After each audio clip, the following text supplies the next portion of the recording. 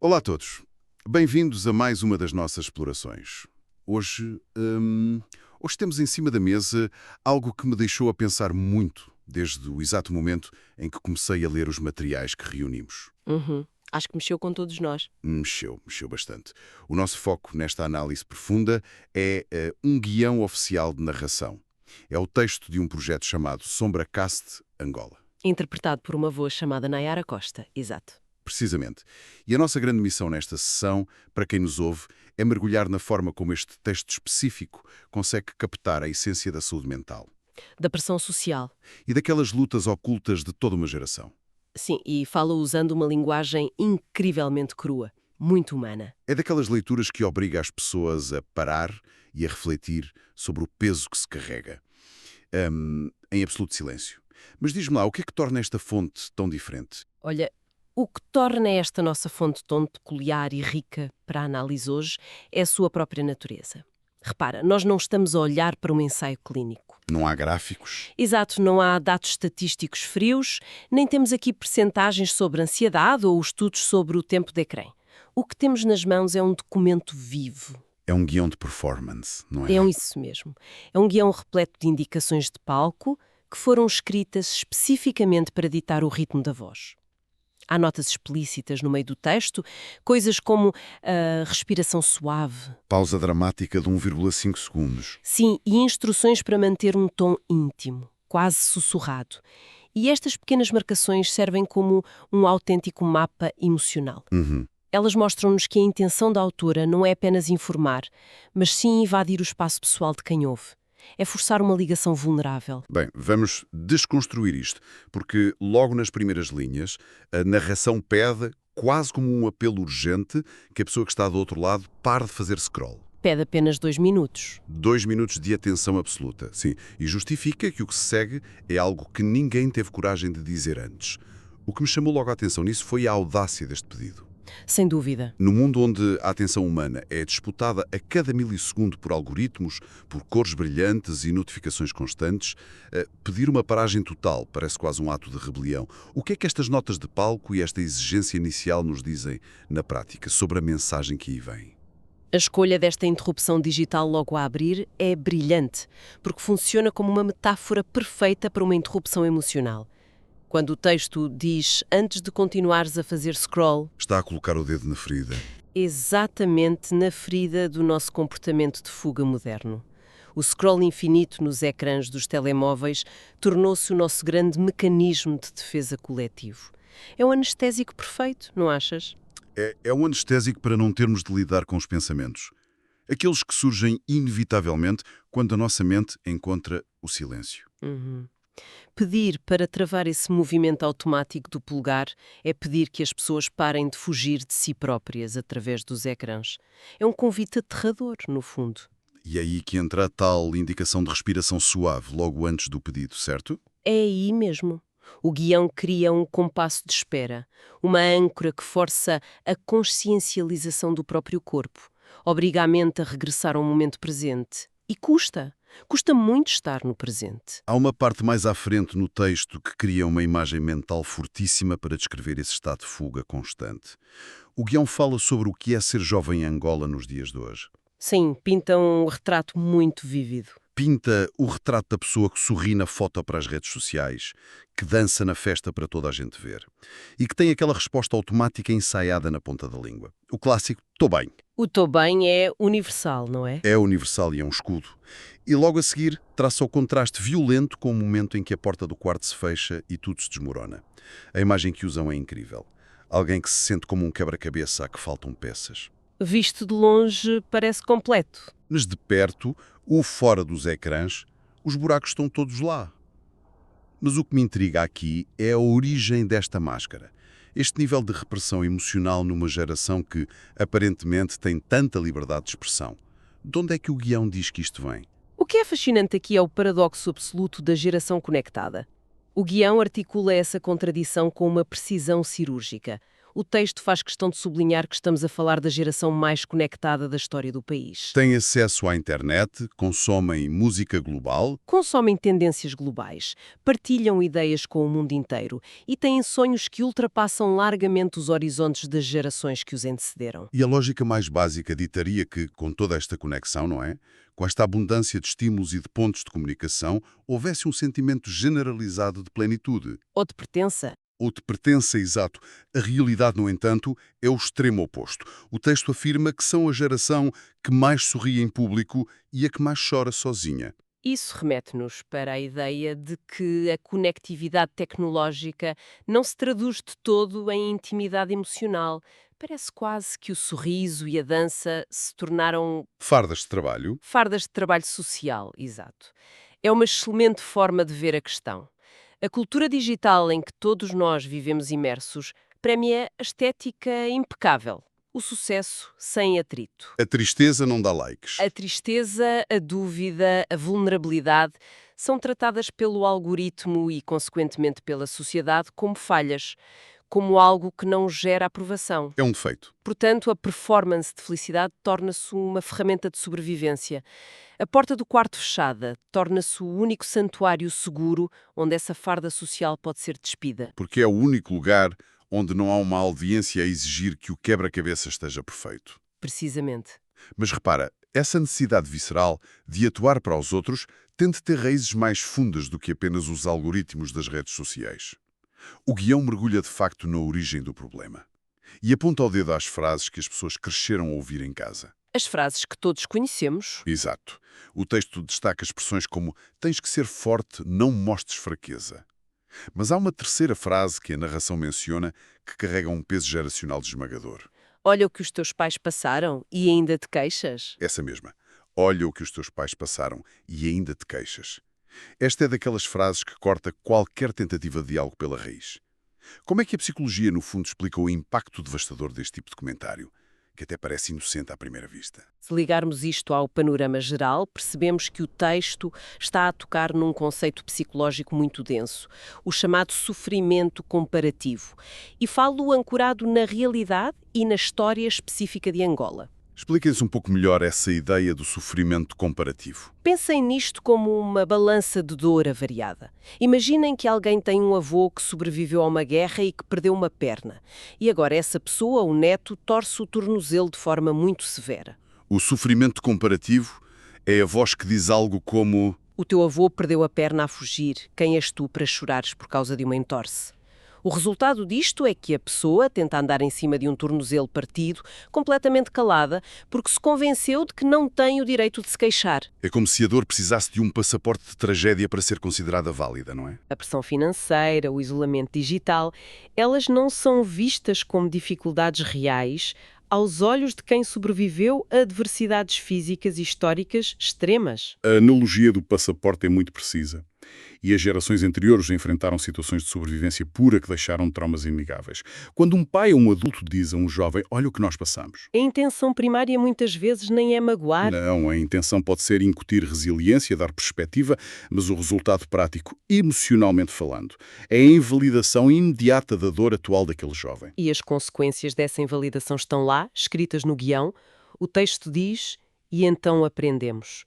Aprendemos a engolir, a performar, a parecer inteiros. O verbo engolir é de uma violência subtil muito grande. Obriga a uma ação física, a um sufoco voluntário. A escolha dessa palavra não é por acaso. Engolir implica forçar para dentro algo que a natureza ditaria que fosse expelido. A dor, a ansiedade, a tristeza.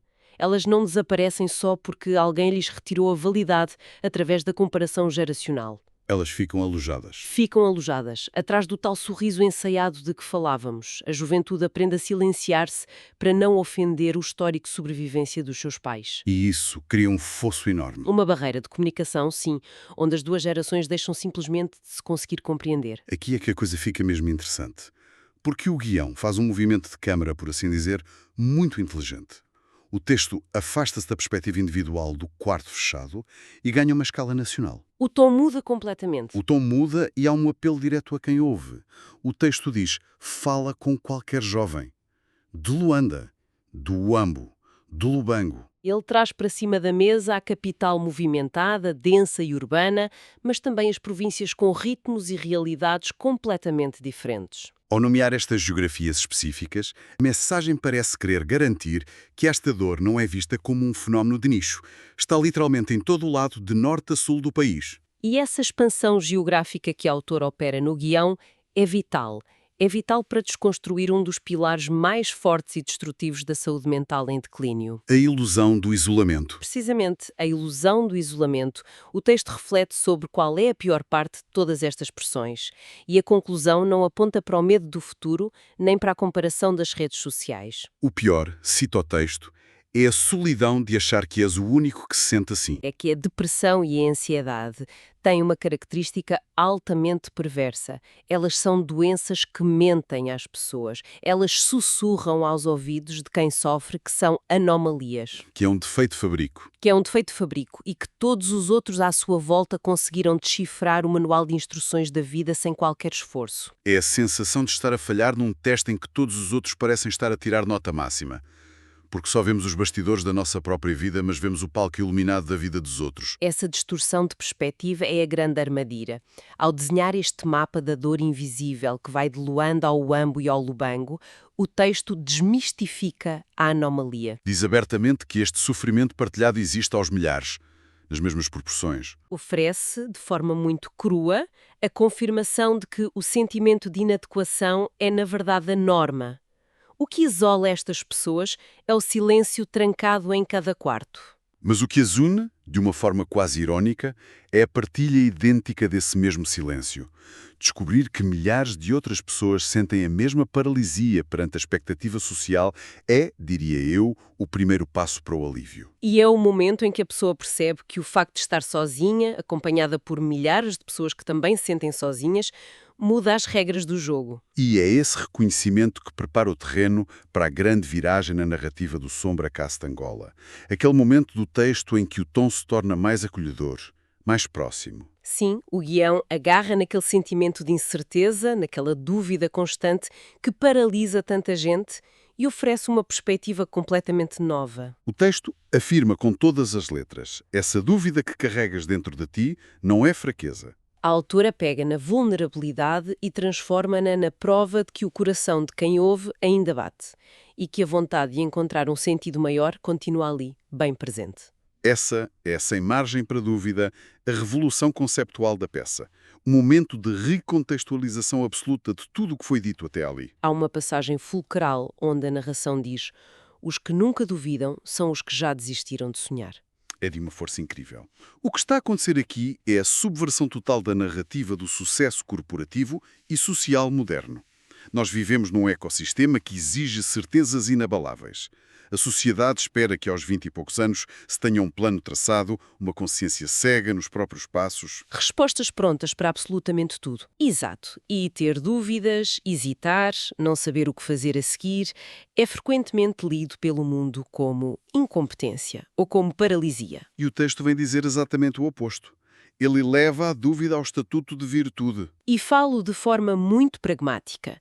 Ter dúvidas sobre o rumo da carreira, sobre a própria identidade ou sobre a capacidade de corresponder às pesadas exigências familiares passa a ser o grande indicativo de que a pessoa ainda se importa com o desenlace. Mostra que o indivíduo ainda está a lutar para construir um espaço seu, um espaço genuíno, em vez de se resignar confortavelmente àquilo que o mundo prescreveu para ele. Ao agarrar na ansiedade e no sentimento de inadequação e ao colocar-lhes uma medalha de resiliência, a autora oferece uma absolvição tremenda a quem ouve. A mensagem subliminar é muito poderosa. Não há problema absolutamente nenhum em não ter as respostas todas neste exato momento. Retira o peso da culpa, passa a ideia de que olhar para a dor e para a incerteza não é olhar para um erro de fábrica do caráter. É sim constatar que a máquina humana está a processar a realidade, está a procurar um caminho.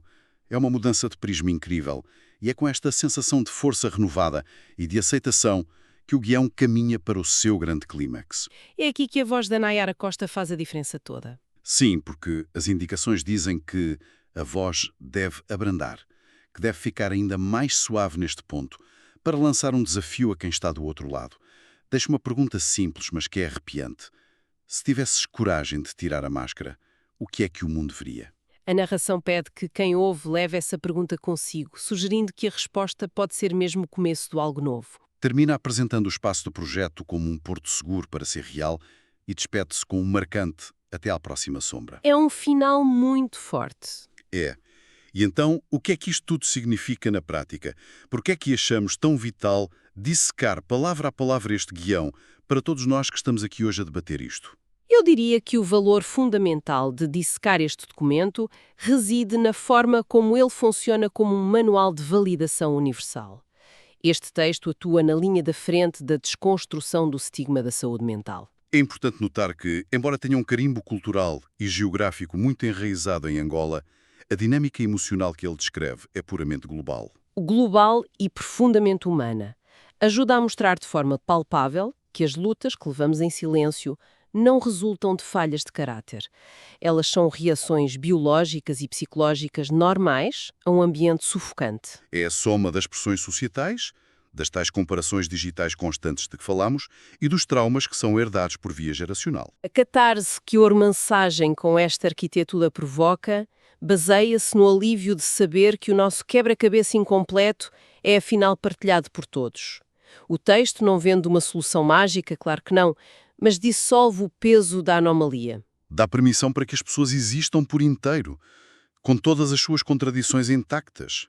Que possam ser a versão que celebra com os amigos na festa, mas também a versão que precisa de recolhimento total quando as luzes se apagam. Valida a ideia de que ninguém precisa de manter a performance ativa 24 horas por dia para ser merecedor do seu espaço no mundo. E isso leva-nos àquela grande reflexão final. Sim, e isto levanta uma questão importante. Uma reflexão que nos empurra ainda mais além do que a fonte explorou hoje e que merece definitivamente o seu espaço. O grande terror associado ao desafio final de tirar a máscara é naturalmente o medo da exposição e da rejeição. Num mundo onde todos os outros continuam a atuar como se fossem invencíveis. A nossa mente condiciona-nos a acreditar que a vulnerabilidade nos isola ainda mais. Mas vamos fazer um exercício mental rápido. O que é que aconteceria à malha social que nos rodeia se todos nós percebêssemos de forma absolutamente clara que, por baixo da máscara perfeitamente construída do nosso colega, Ou do nosso amigo, do nosso familiar. exato, se percebêssemos que existem lá exatamente os mesmos medos e o mesmo sentimento de insuficiência que nós próprios carregamos? É fascinante pensar nisso. Será que, no momento teórico em que as máscaras caíssem todas ao mesmo tempo, elas perderiam instantaneamente o seu poder de intimidação? E se pararmos de atuar para um público que afinal também está só a tentar decorar as suas próprias falas, não será esse o exato instante em que a verdadeira e inquebrável ligação humana tem espaço para começar? É um pensamento denso e maravilhoso para levarmos connosco para a nossa própria sombra. É um exercício de imaginação que muda por completo a forma como olhamos para as pessoas à nossa volta no dia-a-dia. Uma reflexão fantástica para encerrar esta nossa exploração ao texto do SombraCast Angola. Foi uma análise que valeu muito a pena. Muito obrigado por nos acompanharem nesta jornada de hoje, tão profunda e, acima de tudo, tão necessária. Fica o desafio para todos nós, procurar entender as dinâmicas silenciosas da nossa própria saúde mental, questionar o peso das máscaras que escolhemos usar todos os dias e, quem sabe, perceber o que acontece ao mundo quando tentamos baixar a guarda, nem que seja só por aqueles 2 minutos iniciais. Um grande abraço a todos e encontramos-nos na próxima análise profunda.